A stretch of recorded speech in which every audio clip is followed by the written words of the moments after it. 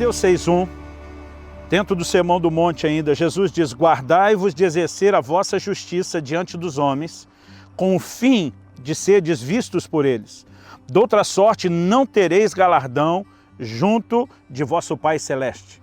Jesus está falando a respeito de não fazer algo meramente para ser visto pelos homens, e sim ter uma atitude onde a gente procure honrar ao próprio Deus.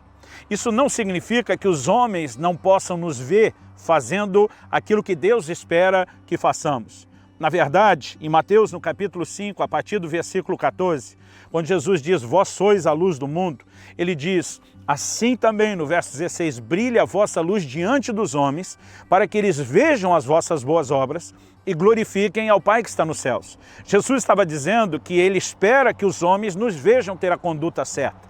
Aqui, quando ele está dizendo a respeito de não fazer para ser visto pelos homens, significa que o propósito de fazer não deve ser apenas que nos vejam fazendo. O propósito de fazer deve ser honrar e agradar o Pai. E ser visto pelos homens deve ser única e meramente uma mera consequência, um efeito colateral. Não faz sentido Jesus, pouco tempo antes, dizer que a nossa luz precisa brilhar diante dos homens e depois querer dizer que os homens não poderiam ver o que nós estamos fazendo. O que Jesus está falando é a respeito de motivação. Nós precisamos entender que, de acordo com o ensino da palavra de Deus, não adianta apenas fazer a coisa certa, nós precisamos aprender a fazer a coisa certa do jeito certo. Por exemplo, orar é a coisa certa que cada um de nós deve fazer se quer receber algo de Deus. Em Tiago capítulo 4, versículo 2, a Bíblia diz: nada tendes porque não pedis. Então pedir é a forma de ter e de se receber da parte de Deus. Mas no versículo seguinte, Tiago 4:3, a palavra de Deus diz: pedis e não recebeis porque pedis mal. Mas pedir não é a coisa certa para receber de Deus? Sim. Mas se fizermos a coisa certa do jeito errado, não funciona. Outro exemplo é a ceia do Senhor. O apóstolo Paulo nos ensina que antes de participar da ceia, cada homem deve examinar-se a si mesmo. Cada pessoa deve examinar-se a si mesmo. Por quê? Para que não participe de modo indigno. O que ele chama de o cálice da bênção, no capítulo 10, que obviamente fala do resultado da ceia, que sejamos abençoados, pode se tornar um cálice de juízo ou maldição, porque a Bíblia diz: se participarmos de modo indigno, nós seremos julgados. Então, a ceia é a coisa certa para ser abençoado? Claro que sim. Ter comunhão com o corpo, com o sangue do Senhor, é um princípio que nos abençoa, desde que seja feito da forma certa. Porque se for feito de forma errada, não funciona. Então Deus também quer que os homens vejam as nossas boas obras. Revelar Deus através da nossa conduta é a coisa certa. Agora, há uma maneira certa.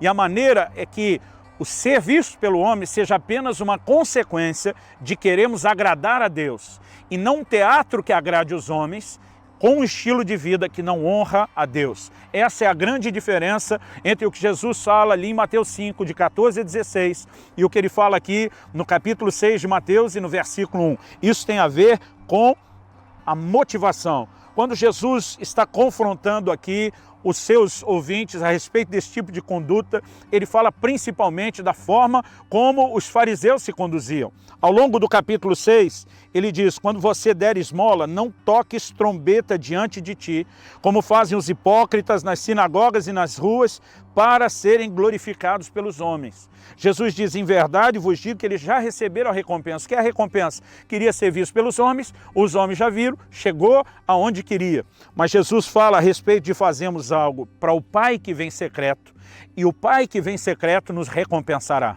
É impossível você dar uma esmola e isso permanecer em completo segredo, porque a própria pessoa que você está ajudando vai saber. Jesus está falando sobre a motivação. Ele fala a mesma coisa a respeito de orar. Ele diz no versículo 5, quando orardes, não sereis como os hipócritas, porque gostam de orar em pé nas sinagogas, nos cantos das praças, para serem vistos dos homens. Em verdade vos digo que eles já receberam a recompensa. Novamente o Senhor fala a respeito da mesma coisa, mas ele fala sobre orar no secreto, e o Pai que está no secreto nos vê e nos recompensar. E por último, Jesus fala a respeito do jejum. Ele também diz no versículo 16, quando jejuardes, não vos mostreis contristados como os hipócritas, porque desfigura o rosto com o fim de parecer aos homens que jejuam. Em verdade vos digo que eles já receberam a recompensa. Tu, porém, quando jejuares, unge a cabeça, lava o rosto, a fim de não parecer aos homens que jejuas, e sim ao teu pai em secreto, e teu pai que te vê em secreto te recompensará. Quando Jesus, falando a respeito da esmola, fala de tocar trombeta, ele está falando de um costume antigo, quando alguém de muita importância chegava num recinto, precisava ser devidamente anunciado, se tocava trombeta, aquilo parava o recinto todo e chamava atenção para aquela pessoa. Jesus está dizendo que a gente não precisa fazer com a intenção de que vejam, mas ele não está proibindo que o ser visto seja uma consequência. Outro dia eu vi alguém falar, é errado alguém dizer para os outros que está jejuando, porque Jesus falou que não pode dizer. Ele falou, não, Jesus falou para não ficar transparecendo ou anunciando isso. E nós só sabemos que Jesus jejuou porque isso de alguma maneira foi compartilhado ou foi contado. O que temos aqui em questão é a motivação do coração. Nós precisamos entender que o próprio Jesus, que confronta repetidas vezes a vida aparente, a hipocrisia, ele nos ensina que não basta apenas ter uma performance de vida cristã, não basta apenas ter um comportamento externo. O que as pessoas precisam não é apenas ver um teatro de vida cristã, não é ver uma alta performance. Na verdade, elas precisam ver o resultado de um coração que está tão conectado com Deus que não consegue esconder isso, aonde é praticamente impossível não transparecer isso. No Evangelho de Marcos, no capítulo 7, Jesus faz uma citação, uma referência ao livro do profeta Isaías. E em Marcos 7, versículos 6 e 7, nós lemos, respondeu-lhes, bem profetizou Isaías a respeito de vós, hipócritas, como está escrito, este povo honra-me com os lábios, mas o seu coração está longe de mim. Em vão me adoram, ensinando doutrinas que são preceitos de homens. Olha o que Jesus está falando. Ele diz, esse povo me honra com os lábios, performance, mas o coração, o lado de dentro, está longe de mim. Eles tinham a performance do culto, mas não tinham a essência, que é um coração inclinado ao Senhor, que é um coração que anseia pelo Senhor. A Bíblia nos apresenta a responsabilidade de amar ao Senhor, em primeiro lugar, como o maior mandamento, não só amá-lo, mas amá-lo de todo o coração. Deus espera que do nosso íntimo a gente possa colocar tudo de nós nesse relacionamento, tudo de nós nessa busca. O profeta Jeremias, da parte de Deus, declara, buscar-me-eis e me achareis quando me buscardes de todo o vosso coração. Deus não quer apenas um comportamento externo, o estereotipo da busca. Deus quer o verdadeiro interesse, a verdadeira inclinação para com a pessoa dele.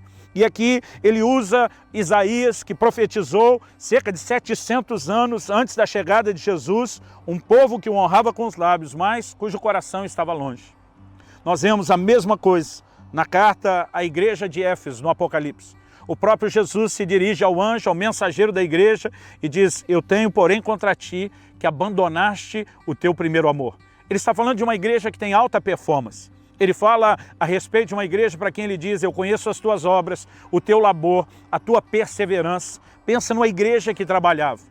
Pensa numa igreja que, além dessa produtividade, tinha resiliência. Ele diz, suportastes provas por causa do meu nome e não desfaleceste. Pensa numa igreja que tinha controle de qualidade. Ele diz, puseste à prova se dizem apóstolos e não são e os achaste mentirosos.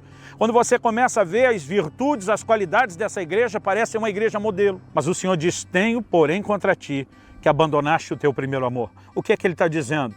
Eu não quero a sua performance com o coração distante. Eu não quero uma alta performance, mas o coração não está inclinado para mim, não está próximo de mim.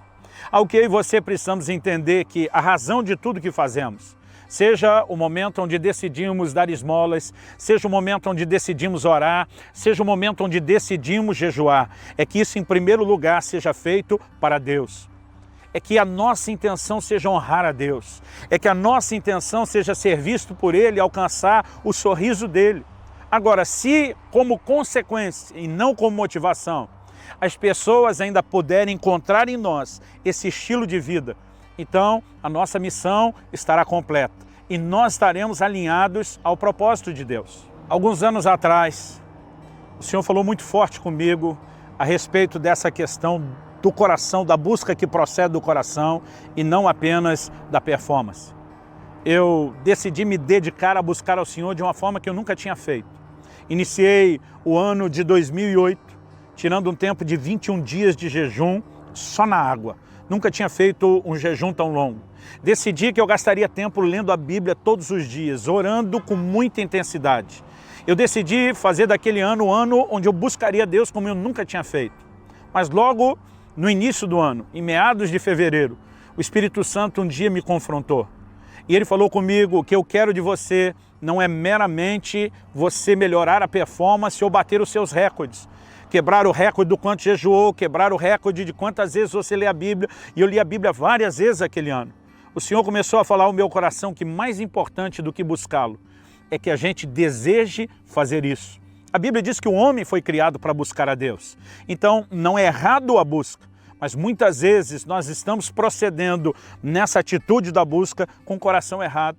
Eu, por exemplo, para cumprir a cota de capítulos da Bíblia que eu tinha que ler naquela ocasião, eu ficava até madrugada adentro lendo a Bíblia, porque senão não conseguiria fazer isso. E o Senhor falou ao meu coração: você precisa não apenas fazer algo que você se obrigou a fazer. E eu não estou falando contra a disciplina. É importante que eu e você buscamos a Deus com ou sem vontade, temos que buscar ao Senhor. Mas naquele momento o Senhor falou ao meu coração: parece que você se obrigou a estar debaixo de um castigo, de uma imposição que não alegra o seu coração. E na verdade o Senhor estava me despertando para entender que o que Ele queria de mim não era apenas que eu o buscasse, mas que eu quisesse buscá-lo. Que eu fizesse isso única e exclusivamente por causa dEle. E não para dizer aos outros que eu tinha quebrado os recordes, que eu tinha melhorado a performance. Então entenda, se a performance melhorada e aumentada for a consequência de um coração correto, ok. Mas se ela for a substituição, então nós estamos errando. Nós estamos comprometendo o nosso relacionamento com Deus. Nós estamos comprometendo a nossa busca. Eu olho para a declaração do apóstolo Paulo, quando ele escreve aos Filipenses, lá no capítulo 3. O apóstolo Paulo fala de um desejo tão profundo pelo Senhor, por conhecê-lo melhor, por se aprofundar na presença de Deus e entender quem Jesus é e o que Ele coloca à nossa disposição. Ele diz nos versículos 7 e 8 de Filipenses 3, o que para mim era lucro, isso considerei perda por causa de Cristo. Sim, deveras considero tudo como perda, por causa da sublimidade do conhecimento de Cristo Jesus, meu Senhor, por amor do qual perdi todas as coisas e as considero como refúgio para ganhar a Cristo. Paulo estava dizendo: meu coração está tão atraído por Jesus, está tão desesperado por se aproximar cada vez mais dele, que o resto não importa. Conhecer a Cristo, me aproximar profundamente dele, é o que de mais importante eu tenho. Ele chega ao ponto de dizer: por causa da sublimidade do conhecimento de nosso Senhor. Nós precisamos entrar nesse nível de relacionamento com Deus, onde Ele seja o objeto da nossa atração e as outras coisas percam a sua importância. Ou seja, nós não fazemos simplesmente porque tem que ser feito. Nós não fazemos simplesmente porque as pessoas estão nos olhando, nos observando e, afinal de contas, a gente tem que agradar aqueles que nos olham. Tanto uma coisa, fazer o que tem que ser feito, como de alguma forma ser visto por quem nos olha, será apenas o efeito colateral. Mas a nossa motivação deveria ser o desejo de estar próximo dele, o anseio de honrá-lo, o anseio de agradá-lo. Eu quero que você possa considerar como tem sido a sua busca, como tem sido o seu relacionamento com Deus, como tem sido a sua vida cristã. O apóstolo Paulo, em Colossenses, ele declara que os servos não deveriam trabalhar diante dos seus senhores apenas quando estavam sendo vistos, apenas procurando agradá-los. Mas ele fala a respeito de fazer algo para Cristo. Essa é a essência. Quando o Senhor Jesus diz: e o teu Pai que te vê em secreto te recompensará, ele estava dizendo: não faça para os homens, faça para o Senhor. E aí você vai ter a recompensa do Senhor. E ainda pode ser que os homens te vendo glorifiquem a Deus pelas suas boas obras. Quando eu vejo essa declaração de Paulo aos Colossenses, que está alinhada com a declaração de Jesus, isso não significa que o meu patrão não vai encontrar em mim o testemunho de um crente que trabalha direito, com dedicação, dando o meu melhor. Mas significa que eu não estou fazendo isso apenas para ele. Eu estou fazendo em primeiro lugar para honrar o Senhor Jesus. Pois como disse Paulo em Colossenses 3:23, tudo quanto fizerdes, fazei-o de todo o coração, como para o Senhor e não para os homens, cientes que recebereis do Senhor, para quem fazemos, a recompensa da herança.